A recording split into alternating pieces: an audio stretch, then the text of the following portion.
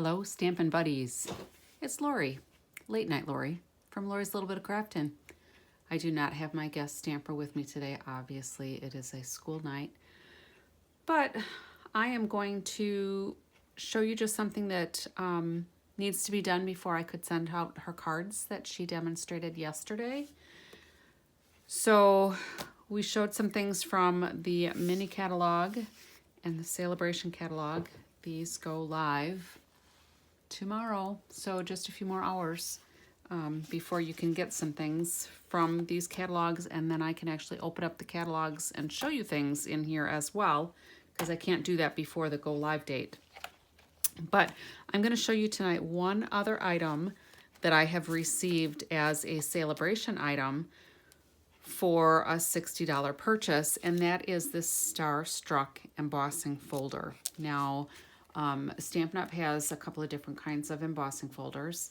There are hybrid ones, which accommodate a set of dies as well, so that you can emboss and die at the same time. They have 3D embossing folders that are a little deeper design, and the embossing folder itself is thicker. And this is what I would call your standard or your thin embossing folder. It's pretty narrow, and I'm going to show you a couple of things, how to use it, and a couple of uses for using an embossing folder. But let me get these things out of the way. My two catalogs. And I just have a card front size, so 4 by 5 1/4 sheet here. And I'm going to show you a quickie technique to do with your embossing folder. So if I take my embossing, or my ink rather, and if I put it on the side of the embossing folder that's got the logo, the Stampin' Up! Logo, we can just make a random design on our paper. So you can use a brayer. I just want some really random ink on here. And then if we lay our piece, we'll flip it over because I got ink on my finger, on my thumb. But we can just flip that over on the back side, and then we'll close it, and we're going to run it through the embossing folder, and I'll show you a neat thing that happens with that. So to set up our embossing folder though, our embossing machine rather, I'm going to use the Big Boss today because the embossing folder is more than 3 inches wide, so it won't work with the mini Stampin' Cut emboss machine. So when you get your machines, if you don't already have one, they come with all the plates you need. And the first plate tells you what you need to use, all right? So if you're using thin dies, you do a certain series. If you're doing standard embossing folders, you're going to use your plate, or your platform rather, and you're going to use 2 of your cutting plates. I usually try to keep a nice clean one for my top so that it doesn't leave imprints on any of my items. And then if you're using a 3D embossing folder, you just use your platform and then this. Now when you're using just dies, you are going to use the platform, what we call a shim, and then you'll use your cutting plates that you'll put your die and your paper in between. So for what we're doing today, we just need to use the 2 cutting plates with our platform. So I'm going to put these other things out of the way. I'm going to pull in my Stampin' Cut and Emboss machine. This one is a little heftier than the mini one, and hopefully you're not going to be able to see the whole thing because my camera's kind of close, but it's still pretty compact because the sides fold up, obviously. So I'm going to go ahead and put my platform in that first cutting plate, even though we're not cutting. It's still called a cutting plate.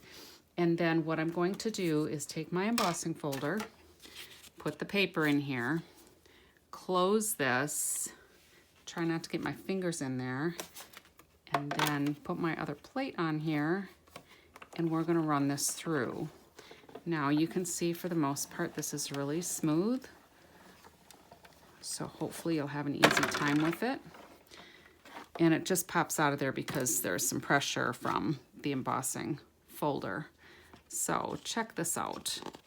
So I could have put less or more ink on the top of there. and it would change the design. But you can see how, you know, it gives you different color where I had a little bit more ink. It leaves the impressed part because it impresses from the back, and you that part won't touch where the ink was because the ink didn't get pushed into those depressions, I guess, is how it goes. So that's that. Isn't that cool? So that's one way to use your embossing folder. And then to clean this, all you have to do is go run it underwater. All right. So I've been cleaning and my sink has some things in it. So I will rinse this out in just a minute. Sometimes you will have, especially on your stamps, any of the red-based inks will leave a stain. I haven't had my embossing folder stain at all, so if it does stain, don't be concerned. It'll still work really well. The other thing that I'm going to do is I'm going to, oh, I guess I should have probably washed it, but that's right, it's the same color. I'm going to go ahead and put this Melon Mambo piece in here because I'll show you how you can use it along with a card that you've already made. So let's just run this through. We'll see if any more of this color picks up as like a tone on tone. But it didn't, which is fine. All right, so I'm gonna get this out of the way. My embossing folder out of the way. And then what I do with these, and I'm going to close up this ink so I don't make an inky mess of myself because I have a tendency of doing that. I'm going to take the cards that Riley made and we are going to put these as cover sheets into the cards. Now, if you've ever gotten a card from me, if it's got embellishments on the front, if they're raised at all, they can pop through the envelope when you're mailing. Sometimes it can damage your envelope, sometimes it can damage your card, sometimes the embellishments can get ripped off because the envelope has been damaged. So to avoid that, I put one of these in here and just slide it in front of the card. All right. So not only do you show off some embossing folder, but you protect your card as well. And this one actually kind of goes with the little dotted design in this designer series paper. This is from that Toadstool Gardens that we used yesterday. That was a free celebration item as well that you can earn. So we'll put that one there. And this one we're just going to use the plain old flower piece because Riley put some embellishments on here that are raised. So we're just going to protect that. And then you can see too how we put the coordinating designer series paper on our envelope flaps so that we don't have a naked envelope. All right. So that's what I have for you tonight. Short and sweet, but certainly techniques that are easy enough to use. You could obviously use this for a card front, put a sentiment on here, maybe some ribbon, whatever trips your trigger, or you can use it for a protection piece like I do. All right.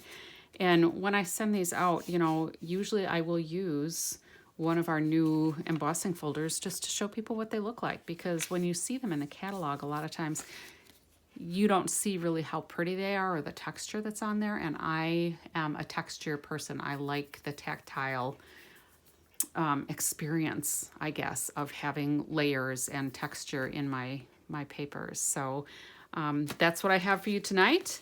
Celebration starts tomorrow. I'm excited for it. I have a list of items that I would like to purchase. So I'll probably need to break it up a little bit so that I don't order too much all at once.